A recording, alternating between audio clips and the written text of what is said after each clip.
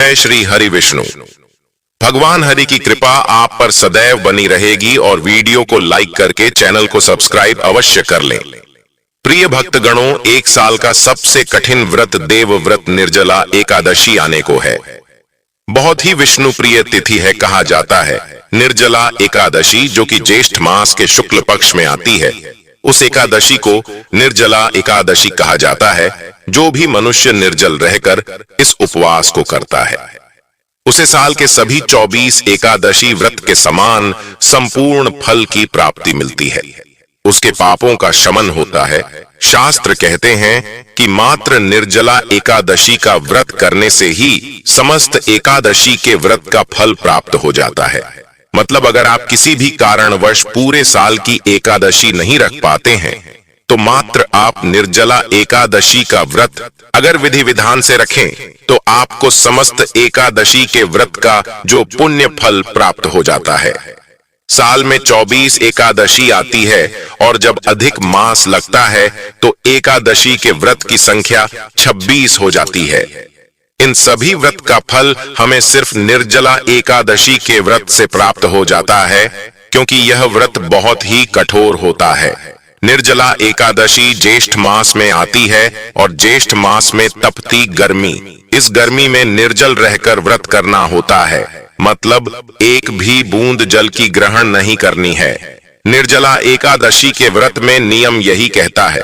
लेकिन इस व्रत में अगर निर्जल रहकर हम पूरे विधि विधान के साथ भगवान श्री हरि विष्णु की पूजा आराधना करते हैं, दान दक्षिणा देते हैं, ब्राह्मण को जरूरतमंदों को दान देते हैं, जल का अन्न का दान करते हैं, तो हमें समस्त एकादशियों के फल भी प्राप्त होते हैं। तो बहुत श्रेष्ठ माना गया है। इस व्रत को देव व्रत भी कहा जाता है, क्योंकि सभी देवता हो, दानव हो, नाग हो, गंधर्व हो, किन्नर हो, नवग्रह हो, सभी अपनी रक्षा और विष्णु भगवान की कृपा पाने के लिए इस एकादशी का व्रत करते हैं। महर्षि वेद व्यास जी के अनुसार इस एकादशी को प्रथम पांडव पुत्र भीम ने किया था और इसी वजह से इसे भीमसेनी एकादशी भी कहते हैं। और महर्षि वेद व्यास जी ने ही पांडवों को निर्जला एकादशी व्रत का संकल्प करवाया था। इस एकादशी को भीम एकादशी व पांडव एकादशी कहीं जाने के पीछे एक पौराणिक छोटा सा वृतांत आपको बताता हूँ। जब व्यास जी ने भीमसेन से कहा कि यदि आप नरक को दूषित समझते हैं और स्वर्ग लोक की प्राप्ति को आप जरूरी समझते हैं, तो दोनों पक्षों की एकादशियों के दिन भोजन नहीं करना चाहिए। तभी भीमसेन बोले कि मैं एक बार भी भोजन किए बिना मैं नहीं रह सकता। फिर उपवास कैसे करूं? मैं पूरे वर्ष भर में केवल एक ही उपवास कर सकता हूं, जिससे स्वर्ग की प्राप्ति हो तथा जिसको करने से मैं कल्याण का भागी बन सकूं। ऐसा कोई एक व्रत निश्चय करके बताइए, मैं उसका यथोचित रूप से पालन करूंगा। तब महर्षि वेद व्यास बोले, महाबली भीम, तुम पूरे वर्ष में आने वाली एकादशी व्रत ना रखकर सिर्फ जेठ माह के शुक्ल पक्ष की एकादशी को निर्जला व्रत रखो। तुम्हें सभी एकादशी का फल मिलेगा और इस एक दिन निर्जल व्रत करने से मनुष्य पापों से मुक्त होता है। मृत्यु के समय भयानक यमदूत दिखाई नहीं देते, बल्कि भगवान श्री हरि के दूत स्वर्ग से आकर उन्हें पुष्कर विमान पर बैठाकर स्वर्ग लेकर जाते हैं। भीमसेन ने इस व्रत को रखने को तैयार हुए और व्रत को रखा। इस व्रत को पूर्ण किया और स्वर्ग लोक की प्राप्ति की। इसी वजह से इस व्रत को पांडव एकादशी और भीमसेनी एकादशी भी कहा जाता है। दोस्तों, सबसे पहले जान लेते हैं निर्जला एकादशी के शुभ मुहूर्त और पारण समय के बारे में। फिर आपके सारे प्रश्नों के जवाब हम आज के वीडियो में देंगे। बहुत ही ज्यादा महत्वपूर्ण वीडियो है, पूरा जरूर देखिएगा। इस बार निर्जला एकादशी की तिथि प्रारंभ होगी 17 जून सोमवार को सुबह 4:44 से। इसके साथ ही तिथि समाप्त होगी 18 जून मंगलवार की सुबह 6:25 पर। और एकादशी व्रत के नियमों के अनुसार इस बार 18 जून मंगलवार को निर्जला एकादशी का व्रत रखा जाएगा। इस दिन सर्वार्थ सिद्ध योग का निर्माण भी हो रहा है। सर्वार्थ सिद्धि योग का समय सुबह 5:24 से 6 बजे तक रहेगा। अब आप सोच रहे होंगे कि जब 17 जून को सूर्योदय से पहले ही एकादशी तिथि लग रही है तो 17 जून को उपवास क्यों नहीं रखा जाएगा। तो देखिए, क्योंकि अगले दिन 18 जून को तो बाद सूर्योदय से लेकर दोपहर तक हरिवासर का समय रहने वाला है और हरिवासर का समय समाप्त होगा 18 जून मंगलवार को दोपहर 12 बजे तक। एकादशी व्रत के नियमों के अनुसार जब तक हरिवासर रहता है तब तक एकादशी का उपवास नहीं खोला जाता। हमेशा हरिवासर का समय बीतने के बाद ही खोला जाता है। ऐसे में जो लोग 17 जून को उपवास रखना चाहते हो उन्हें अगले दिन दोपहर 12 बजे के बाद व्रत का पारण करना होगा। ऐसे में एकादशी का उपवास अधिक समय के लिए हो जाएगा, इसलिए आप सभी को 18 जून को ही उपवास रखना चाहिए। जो लोग इस नियम का पालन नहीं करते और 17 जून को ही उपवास रखना चाहती हो तो उन्हें यदि उपवास खोलना भी हो तो 18 जून मंगलवार को दोपहर 1 बजे से 3 बजे के बीच में अपना उपवास खोलना होगा। हालांकि शास्त्र सम्मत तथ्य यही है कि जब भी एकादशी तिथि इस तरह से 2 दिन पड़ती है तब सभी को, चाहे वह गृहस्थ जन हो या वैष्णव जन हो, उन्हें दूजी एकादशी का ही उपवास रखना चाहिए। 18 जून मंगलवार को सूर्योदय होगा, सुबह 5:45 पर सूर्यास्त होगा, शाम 7:10 पर। इस दिन ब्रह्म मुहूर्त सुबह 4:09 से 4:57 तक रहेगा। शिव योग सारा दिन रहेगा जो कि रात 9:38 पर समाप्त हो जाएगा। बाद में सिद्ध योग प्रारंभ हो जाएगा। अभिजीत मुहूर्त दोपहर 12:01 से 12:54 तक रहेगा और राहु काल दोपहर 3 बजे से 4:30 बजे तक रहेगा। 19 जून बुधवार को सूर्योदय होगा, सुबह 5:45 पर सूर्यास्त होगा, शाम 7:10 पर। ब्रह्म मुहूर्त सुबह 4:09 से 4:57 तक रहेगा। सिद्ध योग सारा दिन रहेगा जो कि रात 9:11 पर समाप्त होगा और इसके बाद साध्य योग प्रारंभ हो जाएगा। यह सभी लोग बहुत ही शुभ हैं। इन शुभ योगों में रखी गई पूजा, रखा गया उपवास फलित होता है। विशाखा नक्षत्र शाम 5:23 तक रहेगा। बाद में अनुराधा नक्षत्र प्रारंभ हो जाएगा और इस दिन राहु काल दोपहर 12 बजे से 1:30 बजे तक रहेगा। द्वादशी तिथि प्रारंभ होगी 18 जून मंगलवार की सुबह 6:26 से और समाप्त होगी 19 जून बुधवार की सुबह 7:28 पर।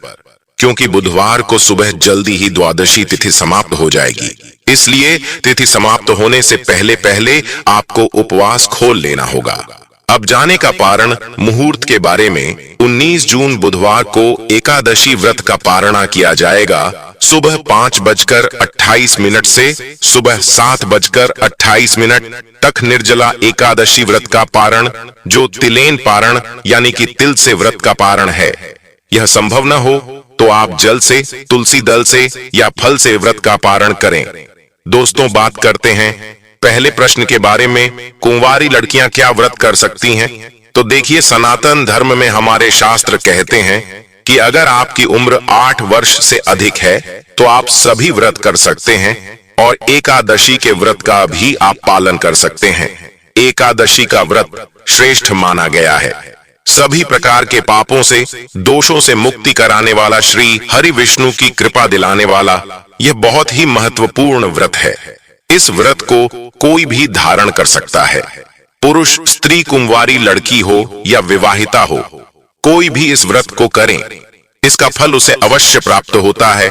तो इसमें कोई ऐसी एज लिमिट नहीं है। बच्चे भी कर सकते हैं, बड़े भी कर सकते हैं, बुजुर्ग भी कर सकते हैं। अगर आप सामर्थ्यवान हैं, अगर आप शरीर में आपकी क्षमता है व्रत रखने की, तो आप इस व्रत को रख सकते हैं। और हाँ, अगर आप व्रत निर्जल नहीं रह सकते हैं तो आप जल के साथ रह सकते हैं।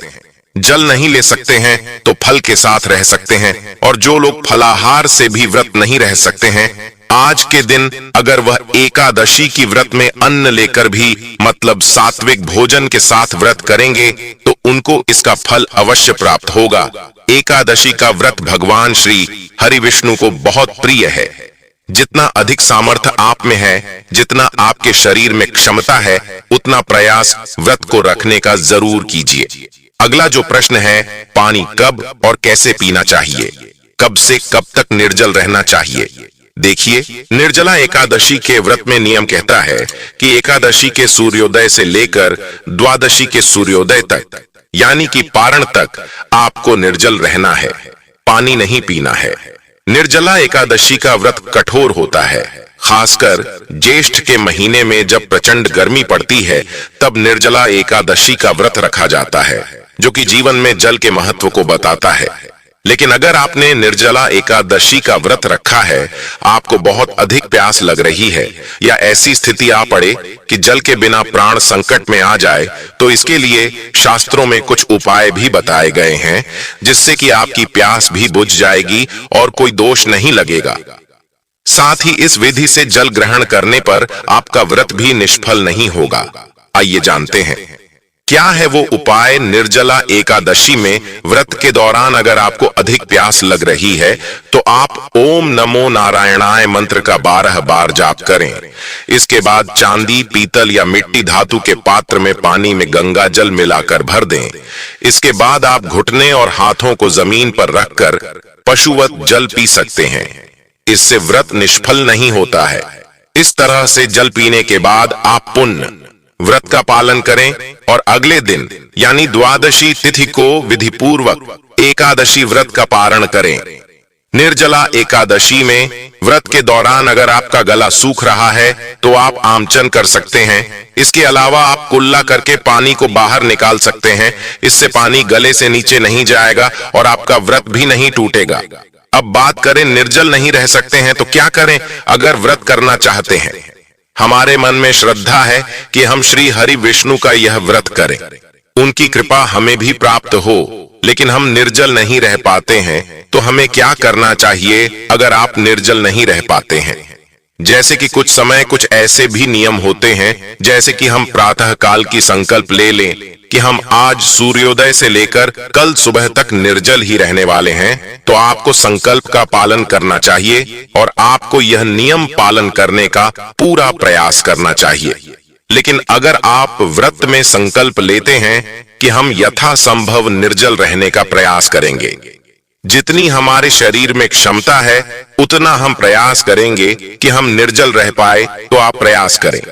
जितनी समय आप निर्जल अधिक से अधिक रह सकते हैं। मान लीजिए आप दोपहर तक रह सकते हैं निर्जल, तो दोपहर तक रहेंगे। दोपहर में फिर श्री हरि विष्णु से प्रार्थना कर लीजिए। पूजा आराधना करके आप जल ग्रहण कर लीजिए। अगर आप नहीं रह पाते हैं और आप चाहे तो शाम तक रह लीजिए। मतलब अपने शरीर की आखिरी क्षमता तक हमें कोशिश करना चाहिए व्रत को पूरा करने का। तो अगर आप शाम तक रह पाते हैं, देर शाम को फिर आप भगवान श्री हरि विष्णु पूजा आराधना करते हैं, आरती करते हैं। उसके बाद थोड़ा सा जल आचमनी में लेकर ग्रहण कर सकते हैं। दूसरी चीज, अगर आप बिल्कुल भी निर्जल नहीं रह पाते हैं, तो आप जल के साथ भी इस व्रत को रख सकते हैं। ऐसे में आपको चाहिए कि आप जल आहार करें, मतलब आपको फल नहीं लेना है, कोई चीज ऐसे दांतों से चबाकर नहीं खानी है। आप जल के साथ या फिर आप चाय ले लीजिए, जूस वगैरह लेकर इस व्रत को कर लीजिए। अगर आप बिल्कुल भी निर्जल नहीं रह पाते हैं, शारीरिक रूप से अस्वस्थ है, तो आप इस तरह से भी व्रत का पालन कर सकते हैं। आप सिर्फ जूस, चाय द्वारा, जल द्वारा इस व्रत को कर लीजिए, मतलब जलाहार के द्वारा। अगला जो नियम है कि अगर आप जल से भी सक्षम नहीं है, आपको कुछ न कुछ खाना जरूरी है, आप शारीरिक रूप से स्वस्थ नहीं है, तो आप फलाहार के द्वारा भी इस व्रत को कर सकते हैं। फल के अलावा अगर आप बुजुर्ग हैं, आप चाहते हैं व्रत का फल आपको मिले, कुछ तो मिले, जितना भी हम करेंगे कम से कम भगवान श्री हरि विष्णु की कृपा कुछ तो हमें प्राप्त हो, तो ऐसे में आपको चाहिए कि आप एक समय अन्न ले लीजिए, या फिर आप भी जो फलाहारी भोजन होते हैं आप उसे ग्रहण करके भी व्रत के नियम का पालन कर सकते हैं। मतलब आप जितना भी आप प्रयास करें कि आज का दिन आपका व्यर्थ न जाए।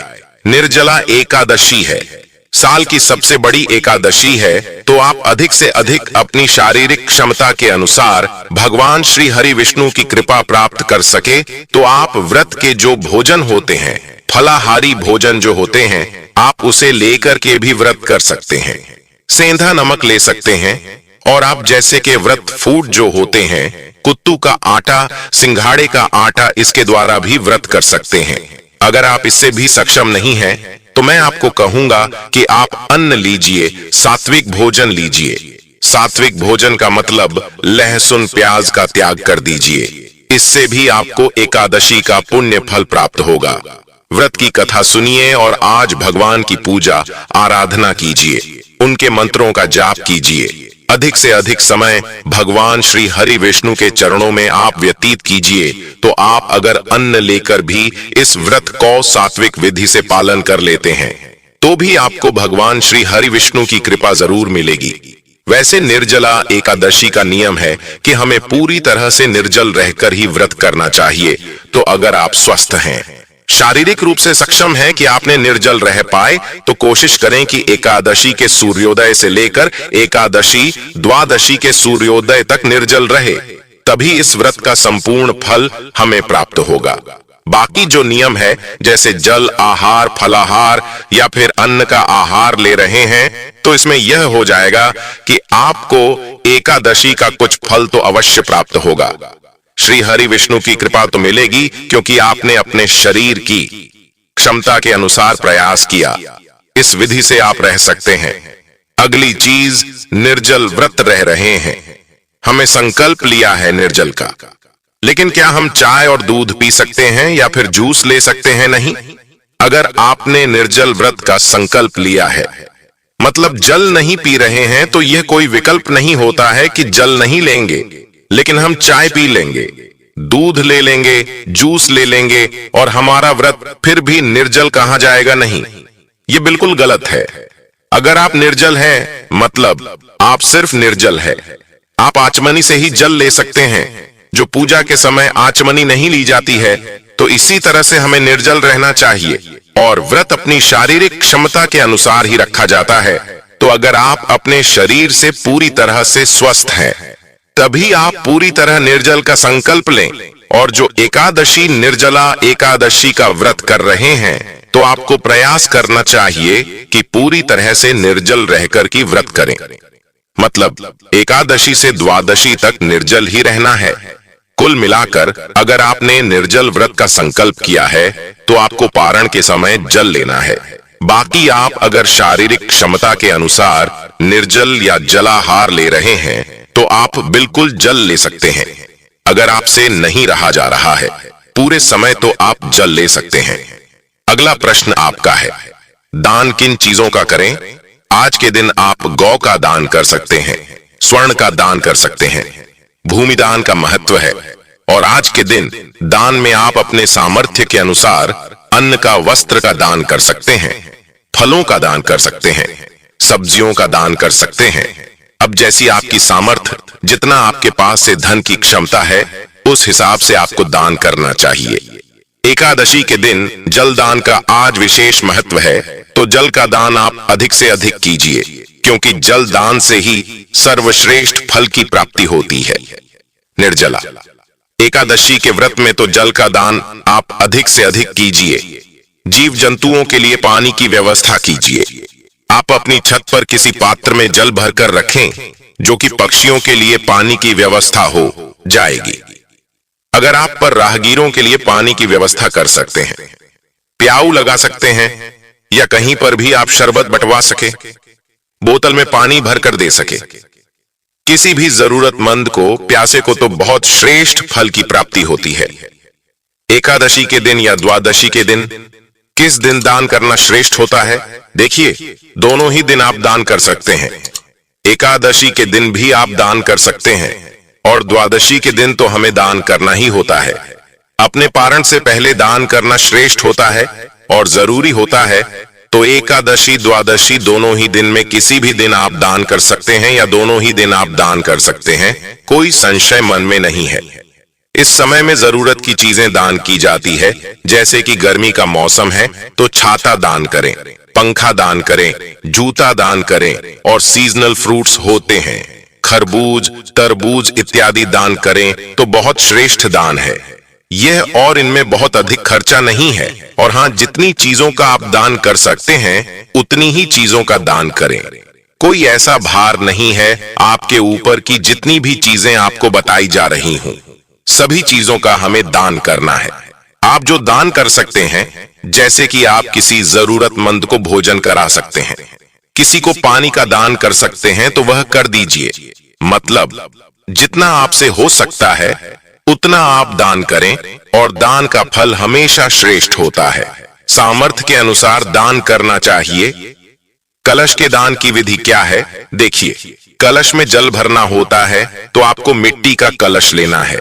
आप चाहे तो तांबे का या किसी धातु का भी कलर ले सकते हैं। तो आप पर कलश में शुद्ध जल भरे। अपने घर में ही आपको शुद्ध जल भरना है। घर से ही जल भरकर लेकर जाना है तो कलश में आपको शुद्ध जल भरना है। उसके ऊपर आपको सफेद कपड़ा रखना है। सफेद कपड़े से उस कलश को ढक दीजिए और उसके ऊपर चीनी रखना है। और अगर आप और भी चीजें दान करना चाहते हैं, जैसे फल दान कर सकते हैं, आप इस कलश के साथ या पंखे का दान कर सकते हैं। तो इस तरह से फल, वस्त्र उस कपड़े के साथ ही आपको कलश भी लेना है और दक्षिणा के साथ दान करना है। तो कलश में शुद्ध जल भरे, उसके बाद उसे सफेद कपड़े से ढके, उसके ऊपर आपको चीनी रखनी है और उसके बाद उसके साथ में आप जो भी वस्तु दान करना चाहते हैं, वस्त्र, अन्य और पंखा जो भी आप दान करना चाहते हैं, साथ में रख लीजिए। दक्षिणा के रूप में कुछ पैसे रख लीजिए और इसके साथ ही आपको ले जाकर यह किसी ब्राह्मण को दान करना है या फिर आप किसी मंदिर में भी दान कर सकते हैं। तो कलश दान करने की यही विधि होती है। कलश में आपको शुद्ध जल जो भरना है वह अपने घर से ही भरकर लेकर जाना है। ऐसा नहीं कि आप खाली कलश लेकर जाएं और पंडित जी के घर पर ही आप कलश भरे और वहां से उनको दान कर दे। ऐसा नहीं करना। घर से ही आपको सारी सामग्री तैयार करके लेकर जानी है। और चाहे तो आप पंडित जी को दान कर दीजिए या फिर आप पर मंदिर में भी दान कर सकते हैं। तो इस विधि से हमें एकादशी के दिन दान करना होता है। और एकादशी का व्रत, निर्जला एकादशी का व्रत सर्वश्रेष्ठ माना गया है।